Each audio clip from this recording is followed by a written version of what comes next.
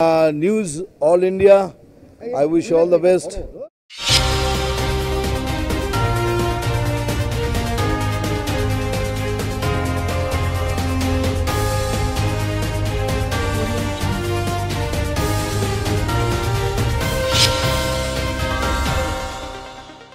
নমস্কার, news all ইন্ডিয়ার পর্দায় আপনাদের স্বাগত। আপনাদের সঙ্গে আমি অর্পিতা। শুরু করছি আজকের বিস্তারিত খবর।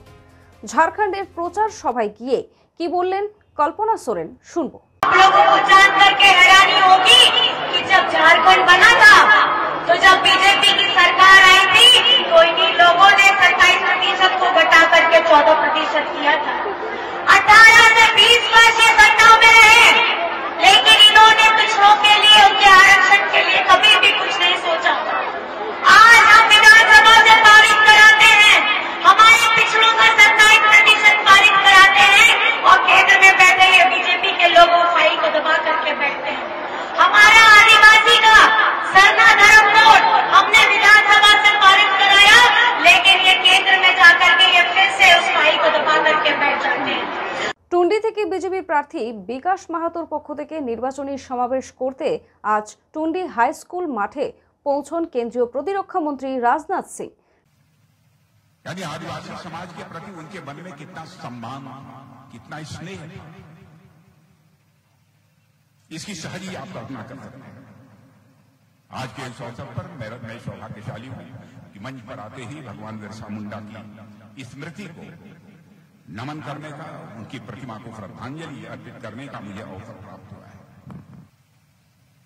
5 वर्षों में क्या हुआ है, क्या आपको नहीं लगता है झारखंड मुक्ति मोर्चा की और कांग्रेस की सरकार आने के कारण आपके प्रतिष्ठा पर दाग लगी? आपके प्रतिष्ठा नहीं, झारखंड की प्रतिष्ठा पर दाग लगी। यहां के मुख्यमंत्री को भ्रष्टाचार के मामलों में जेल की हवा खानी पड़ी और कहते हैं हमारा दोष नहीं है, हमारी गलती नहीं है, सरकार ने उठाकर हमको जेल में भेज दिया। द्वेष भावना से, प्रतिशोध की भावना से। अरे कौन से आप बहुत बड़े कमाल थे कि आपके प्रति हमारी सरकार का द्वेष, आपसे ईर्ष्या की, आपसे जलन कि आपको उठाकर जेल भेज दिया? और जब मान लिया भेज दिया, आप मानते हैं? ऐसा है नहीं, लेकिन आप मानते हैं, कहते हैं। तो अदालत ने क्यों नहीं आपको चटपट जमानत दे दी और क्यों नहीं आपको रिहा कर दिया?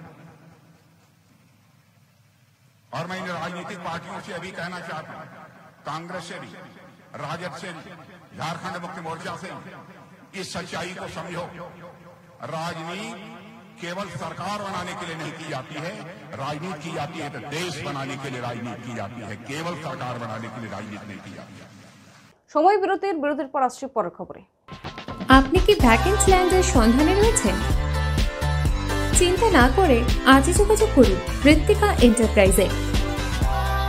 আমরা রুবি হসপিটালের 3 কিলোমিটার থেকে 12 কিলোমিটারের মধ্যে ল্যান্ড সেল করি।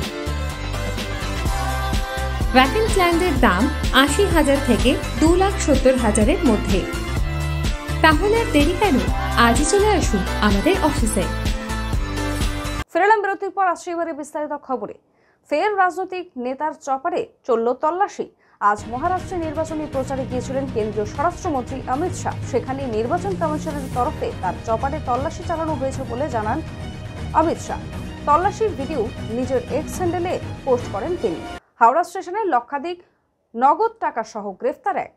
ফের হাওড়া স্টেশন থেকে উদ্ধার লক্ষাধিক মূল্যের সোনা, রূপা ও নগদ টাকা। স্টেশনের আরপিএফ আধিকারিকদের তৎপরতায় উদ্ধার হয় বহু মূল্যের এই জিনিস। বাজেয়াপ্ত সামগ্রী ও নগদ অর্থ আয়কর বিভাগের আধিকারিকদের হাতে তুলে দেওয়া হয় পরবর্তী আইনি পদক্ষেপ নেওয়ার জন্য। সময় বিরতির পর আসছে পরের খবরে। আরজু মানেই আপনার মনের মতো ফার্নিচার। আসুন দেখে নিন আপনার পছন্দ অনুযায়ী অফিস বা ঘর সাজানোর জন্য নতুন ডিজাইনের ফার্নিচার। ডিজাইনেবল সোফা, আলমারি, ড্রেসিং টেবিল, অফিসের জন্য রকমারি চেয়ারের সাথে দোলনা, বিভিন্ন রকম ডিজাইনেবল ফার্নিচার। তাহলে আর দেরি না করে চলে আসুন আরজুতে। 74 Rajdanga gold park, Kolkata 700107। 52D Raja SC Mallick road, Jadavpur, Kolkata 700032। Phone number 8100472255, 8240411427। ফেরালাম বিরতির পর আসছে এবারে বিস্তারিত খবরে। লটারি প্রতারণায় রাজ্যে ইডি তল্লাশি। সুপ্রিম কোর্টের নির্দেশে নির্বাচন কমিশন 2024 সালে ফিউচার গেমিং এর নামে একটি গোষ্ঠীকে নির্বাচনী বন্ডে সবথেকে বেশি চাঁদা দেওয়ার তথ্য উঠে আসে। এই তদন্তে এবার নেমেছে ইডি। দক্ষিণ ভারতের একাধিক জায়গায় তল্লাশি অভিযানের পর কলকাতায় গতকাল অভিযান চালায় ইডি। এর মধ্যে রয়েছে সল্টলেকের মহিষবাতান, উত্তর 24 পরগনার মাইকেল নগর সহ দক্ষিণ কলকাতার 2 জায়গা। ট্রেনে ফাইন চাওয়ার কারণে বিক্ষোভ। সময় বিরতির পর আসছে পরের খবরে। ভালো বিউটি পার্লার বা সেলুন খুঁজছেন? তাহলে চলে আসুন নিউ বিগ বস পার্লারে। পুরুষ ও মহিলা একসাথে একই জায়গায় চুল কাটা, শ্যাম্পু করা, আইব্রো করা, ফেসিয়াল করা থেকে বিভিন্ন রকমের নিজেদের সৌন্দর্য বাড়াতে চলে আসুন নিউ বিগ বস পার্লারে। ঠিকানা ফেরালাম বিরতির পর আসছে এবারে বিস্তারিত খবরে। ভোরের কলকাতায় মিলল লাশ। ময়দান থেকে উদ্ধার হলো এক অজ্ঞাত পরিচয় ব্যক্তির দেহ। আজ সকাল 8:30 নাগাদ ডারফিন রোড লাগোয়া একটি নালায় একটি দেহ পড়ে থাকতে দেখেন স্থানীয়রা। খবর দেওয়া হয় পুলিশকে। পুলিশ ঘটনাস্থলে গিয়ে দেহটি হাসপাতালে পাঠায়। কিভাবে ওই ব্যক্তির মৃত্যু হলো তা খতিয়ে দেখছে ময়দান থানার পুলিশ। আসছে এবারে আবহাওয়ার খবরে। উইকেন্ড বা সপ্তাহান্তে রাজ্য জুড়ে শীতের আমেজ।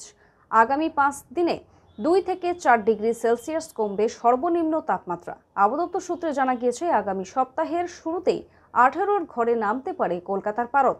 পুরুলিয়ার তাপমাত্রা হবে 15 ডিগ্রি। সব মিলিয়ে এবার রাজ্যের দুয়ারে শীত হাজির। খবর এখনকার মতো এই পর্যন্তই। দেখতে থাকুন নিউজ অল ইন্ডিয়া খবর মানে আমরা। শুভরাত্রি।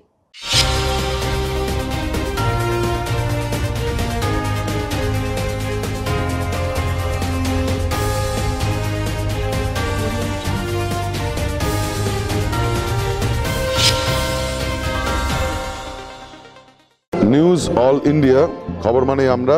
আমি ইন্দ্রনীল। আমি সবসময় আপনাদের সাথে রয়েছি।